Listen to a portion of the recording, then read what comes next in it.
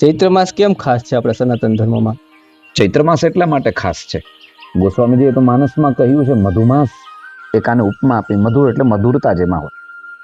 અને ફાગણના દિવસો હમણાં આપણે 15 દિવસ પહેલા જોઈને ગયા છીએ.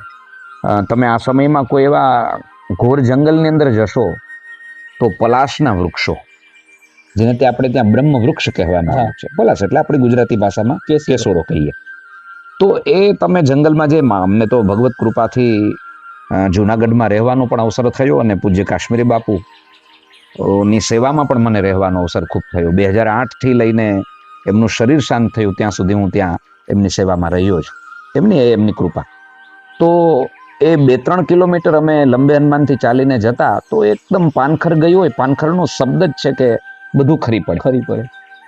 પણ કહેતા એટલો આનંદ થાય કે એ આખા જંગલની અંદર પાનખરમાં પણ તમને જ્યાં કેસોડો બ્રહ્મ વૃક્ષ, પલાશનું વૃક્ષ દેખાશે, ત્યાં તમને કંઈક આખું વૈભવ દેખાશે.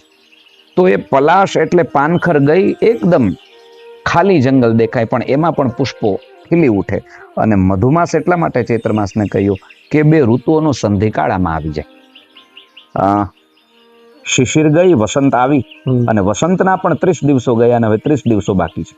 એટલે ચૈત્ર માસની એક વિશેષતા એ છે કે મધુમાસ છે, જે માસની અંદર ભગવતી તો પધારે જ પ્રથમ દિવસે, પણ તુરંત જ જ્યાં નવમી પહોંચે ત્યાં ભગવાન શ્રી મર્યાદા પુરુષોત્તમ શ્રી રામ પધારે અને તમને મને જાણે એક સંકેત કરે, શક્તિના ઉપાસકો જ્યાં સુધી મર્યાદામાં છે તો જ એનું કાર્ય પૂર્ણિમાના દિવસે એટલે ચૈત્ર પૂર્ણિમા આવે અને એમાં શ્રી હનુમાનજી મહારાજ પધારે તો ભક્તિનું વરદાન એના જીવનમાં પ્રાપ્ત થાય. તો આવા તો ચૈત્ર માસમાં ઘણા બધા આપણને સાધકોને માર્ગ મળે એવા તત્વો પ્રગટ થયા છે, એની વાતો છે. એટલા માટે ચૈત્ર માસ સવિશેષ હોય છે.